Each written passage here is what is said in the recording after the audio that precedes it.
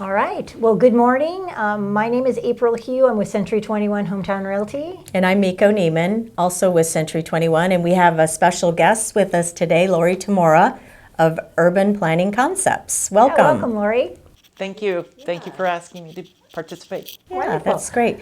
Can you explain a little bit about your company and what you do? Sure. We're a land use consulting firm. We work with landowners, builders, developers, designing projects and moving through the public process, environmental review, city or planning commission hearings to put a project together that can be approved. We work with architects, engineers, landscape architects, and we may have to pull in biologists or traffic engineers. We basically become a project manager for the team to help move the project forward. So you help them get through the permitting process with the county because that can be extensive, right? So it helps. Yeah, this is across the board with the city of Santa Maria or other cities, county. We also, our range of services are pretty much northern Santa Barbara County and San Luis Obispo. Okay, good to know. And all of the cities. So we have to be very strategic in looking at what each jurisdiction's requirements are and what can be approved in one jurisdiction might not be able to get approved in another. So we make recommendations to landowners what's the best way to move forward with their application. You've been doing this a long time because I met you long time ago. I started my career after graduating from college with the County of Santa Barbara Planning Department. And I worked in Santa Barbara, and then I had 2 years in the San Ynez Valley and Solvang, and then also in Lompoc. That was before the city of Solvang or the city of Buellton were incorporated. So a lot of permits in those cities, I issued during the 80s. And then moved up to the Foster Road office where the planning department is. I was there for 4 years. And then I was asked by a local engineer if I'd like to join their team, create a company, and basically help people get through the process. So that started in 1988. So it's been almost 35 years of working with developers and landowners, moving projects through the process. Well, you're very well known around here. Yeah, I mean, I remember when you used to come to the MLS meetings that we had, and you would We were just speak all talking the about time. that, Yeah. That's always a great experience because I do that about once a year and talk about what's happening in the community. And it's interesting because realtors are sort of like the end user of everything that I have done over probably a course of 5, 6, 8, 10 years. Now that house, that front door is open. And the realtors are the ones that are out there selling what I've been working on for a long time. That's cool. You see the progression or the how it is all unfolds and Yes, to yeah. completion. That's Exactly. that's cool. That's great. I always wondered how you started, so that's great. Yeah, it was, I actually started my college career at the University of Pacific, pre-med, and decided after 2 years that wasn't going to happen. And then I transferred up to Humboldt State to go into forestry, and that wasn't going to happen.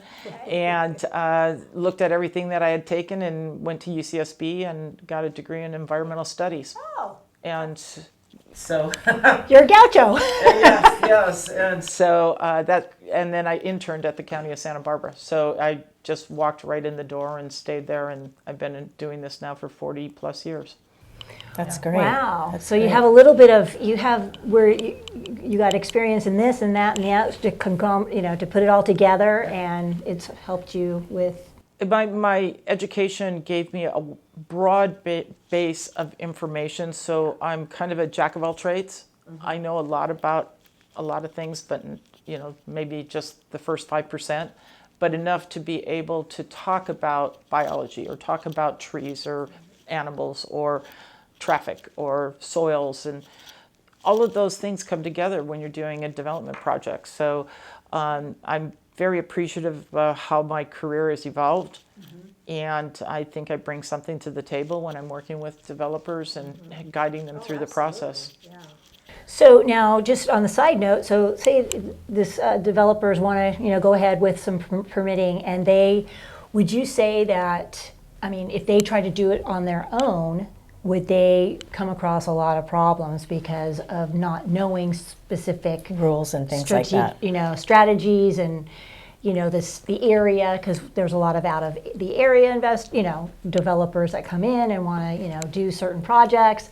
So Well, the first thing is, if anyone comes to our office, the first question we ask is, are they from California? Because the rest of the United States doesn't have a lot of the processes that California requires. Environmental Quality Act, CEQA, planning and zoning law, a number of different new housing laws have come into play. So we need to know what the expectations are of those that are coming into the office. I would say that probably 80% of our work is repeat clients. The local builders and developers that have gone from project to project over the years, and we've been lucky to be partners with them as far as moving the projects through the process. So if somebody comes into this region and says, well, I was able to do this many units at this time in 3 months in, Texas, I'm going to say, well, let's spend some time talking about what that means in California. And that's hard sometimes because the expectations are a little bit different. Well, I've heard too that our county, Santa Barbara County, is one of the toughest. It is. And unfortunately, it is because of what the political climate is to encourage more focus on the environment rather than the needs of the community or, housing or, families. And so you have to balance that. And so we spend a lot of time early on in the process identifying what could be the issues that would be a challenge for the project to move forward. And so it's very strategic. So then on that same line of thought process, SB 35, how is that affecting you? Well, over the last 5 years, the state of California has really ratcheted up the demand for housing. And so they have pointed out, the legislature, which is all Democratic and Democratic state, have said cities are not meeting the obligation for housing. So we're going to mandate it. And many of the new laws that have come down, it really started with accessory dwelling units. It used to be called second units. It used to be called granny flats. Now accessory dwelling units are permitted by right. We don't even notice the neighbors. You don't have any say. What the planners have to do is just look at setbacks, height, and they don't even require parking. See, that doesn't make any Really? sense because the Okay. parking issue is what's going to be detrimental gonna be in the hard. end. Yeah, that's a hard. Parking and traffic, right? Well, yeah, and so what the state has said, different members of the assembly and legislature have said that single-family lots are the most elitist and detrimental land planning designation in the state of California. And densification of the urban core is the most important objective for the state of California. So, there's a lot of discussions about some of these new legislations that are saying, yeah, you could do a single-family home and a junior ADU, which is, maybe a back bedroom, becomes its own rental unit, and an accessory dwelling unit all on the same lot. The SB 9 and SB 10, which just got passed, says you can even go 4 units on Right, each lot. right. Whoa. And That's you what can we had talked subdivide about. the lot so that there's 4 units on one and 4 units on the other of every single family lot in the state of California. The jurisdictions, the cities and the counties are trying to deal with it. What does that mean? How do you mitigate? How do you process those applications? How do you mitigate? If you have now, instead of 1 unit, you now have 8 or 9 units. What happens with water? What happens with sewer? what happens with traffic, parking. It's There's going no, to be, there's no, no. it's not looked at. It's just not- simply there's not no looked public at. process. It doesn't go to a planning commission. It doesn't go to city council or board of supervisors. It's allowed by right. So it's going to be very difficult for different communities to accept that state mandated requirement. So then, I just heard that at the Old Office Restaurant, they're going to build a 5-story building there. Yes. And if you look, they have it all fenced off all the way around Miller. And that particular project, and I'm sorry, I don't know the exact number of units, but it does fall within the provisions of these state laws, and the city had no choice.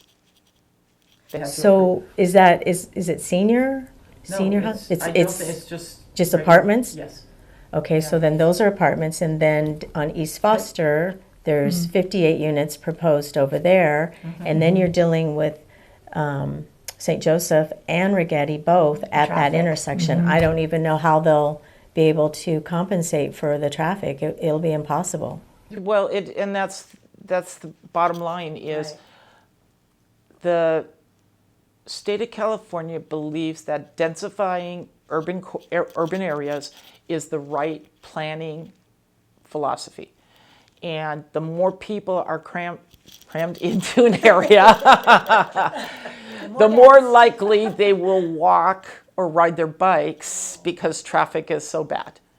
So that's the incentivization of reducing traffic, reducing greenhouse gas emissions, and all of these other environmental issues is by putting more people in a small area. So right now the city of Santa Maria is updating their general plan. Over the next 30 years, up to 2050, the expectation is there'll be 40,000 more people in the city of Santa Maria. So basically almost double the population that's currently there. And the bottom line issue for the city is, do we establish the city boundary lines as they exist right now and put 40,000 more people within the existing city, which means 5-story buildings, densification, single-family lots that now become duplex units. That's your densification of a city. Or do you allow the city to grow on the east side of the freeway, or out towards Guadalupe, or do you do a combination of the two? Densify the urban core, and then still allow for expansion into some of the ag lands, So that's the challenge that the city's going to have to deal with over the next 2 years. And the state law is going to continue to add more regulations on the cities have less and less say in housing. Okay then. Yeah. Yeah.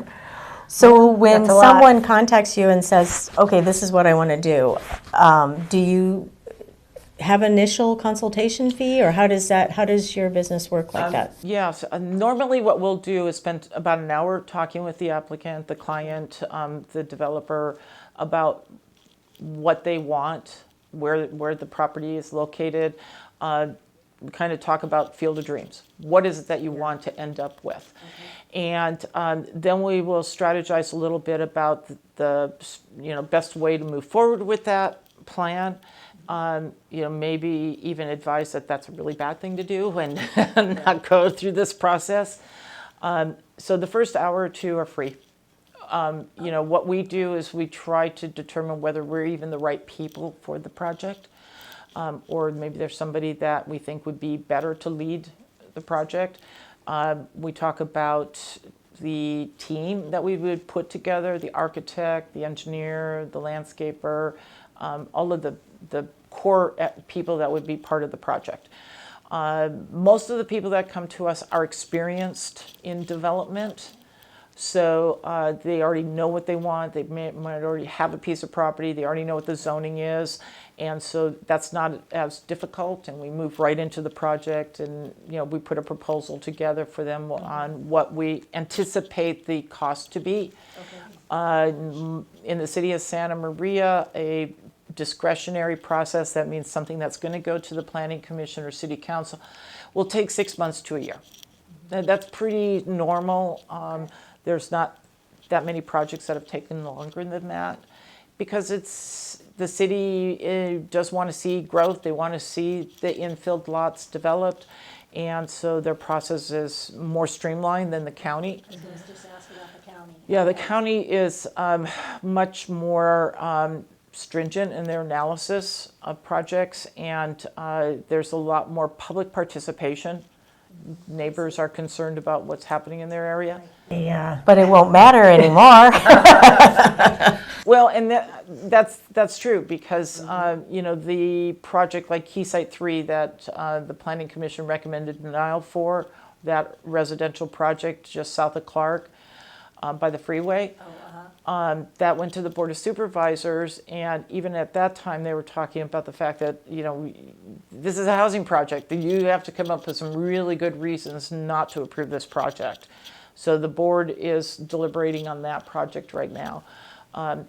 So it's definitely really put the pressure on decision makers to do one of two things: approve projects, but they also cannot unreasonably reduce the number of units. That kind of was the strategy in the past, is no matter what project you propose, they would take some units out.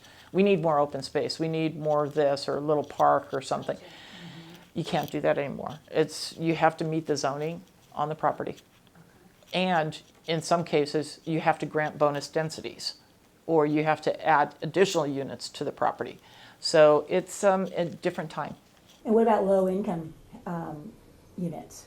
The City of Santa Maria does not require inclusionary zoning, which is, units that would be within the project itself, being sold or rented to different income levels. The County of Santa Barbara does require that, and most of the developers will pay in lieu fees rather than build the units, because the in lieu fees can go to organizations like People's Self-Help Housing or Housing Authority, some of the other nonprofit organizations, and they can use that money much more efficiently than a one-off developer putting a low-income unit in their project. It's just more efficient to have those that know how to do them.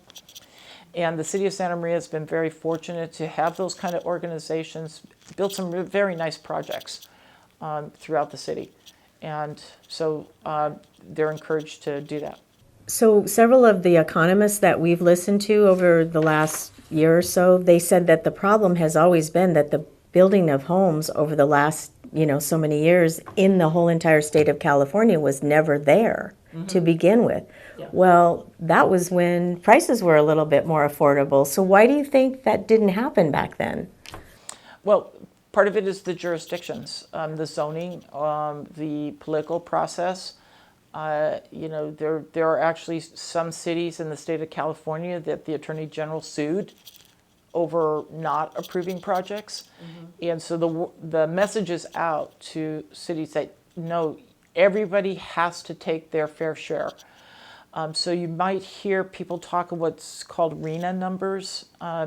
Every 8 years, the state of California says we need to make this many housing units in the state, and we're going to assign every county and every city an allocation of units. So regional housing needs assessment or allotment is basically every city has to do that. City of Santa Maria ended up with about 5,500 units that they need to plan for, and they are encouraged to have built in 8 years.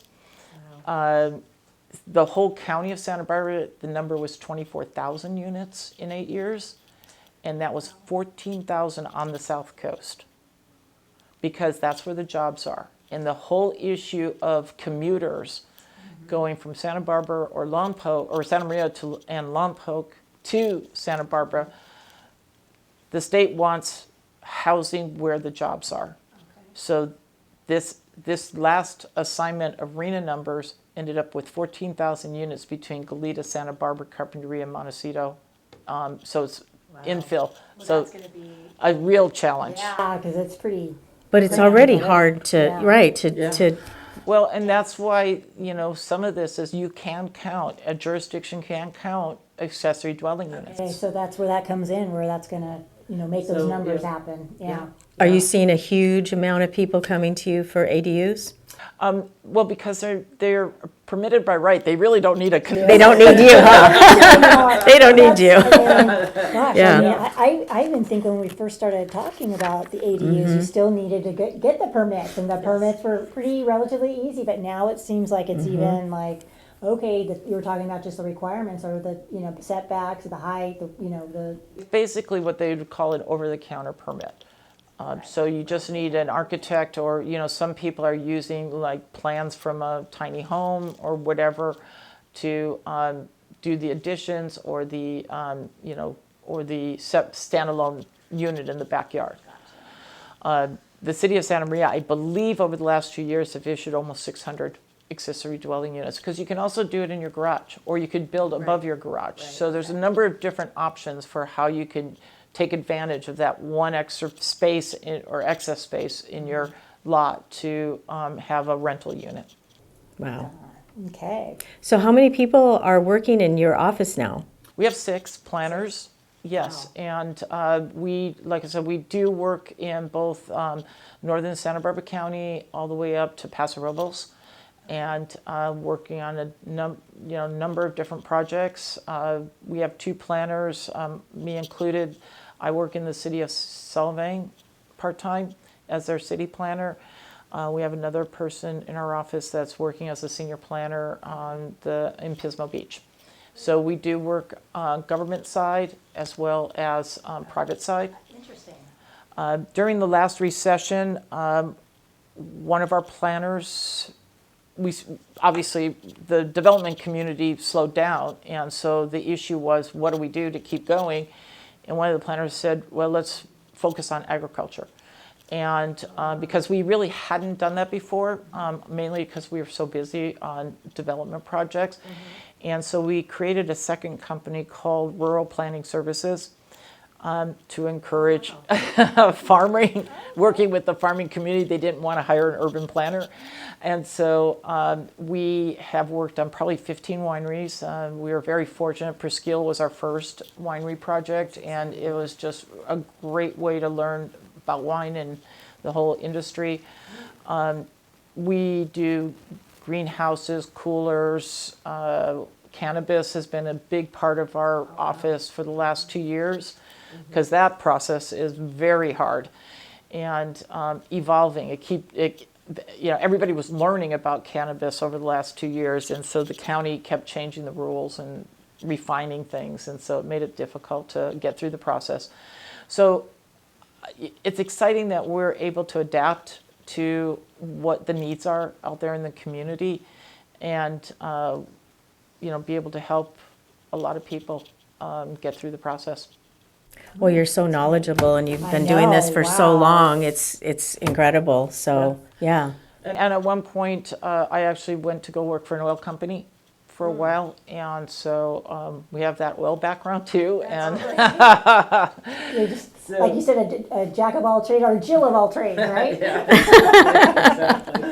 That's great. Good. My goodness. And we are, seeing good things in the future. The really exciting thing for me is that I'm not alone. When this whole venture started, it was with a civil engineering firm, Bethel Engineering, and Ken Farjan is a surveyor, and Tom Martinez.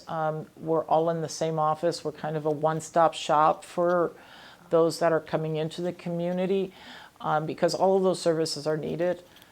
Get projects through, and we've been together for 35 years, and it's been a good venture for all of us to lean on each other for the different things that we need to get a project through the process.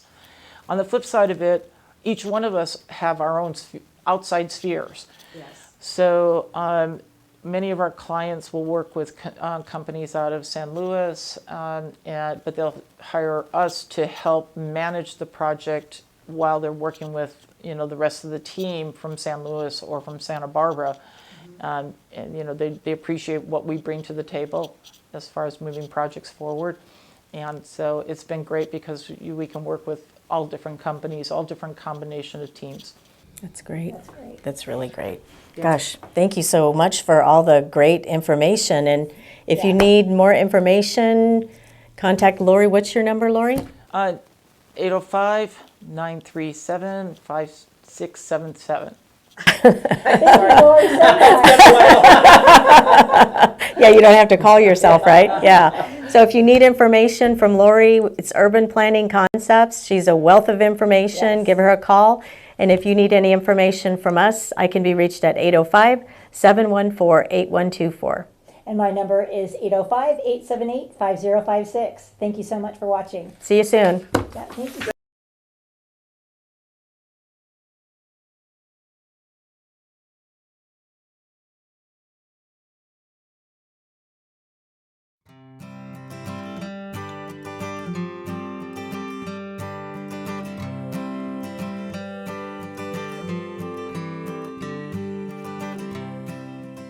To see more information, go ahead and click on that button, and you can reach me at 805-714-8124. And my number is 805-878-5056. Thanks for watching. Yeah, we'll see you soon. Bye.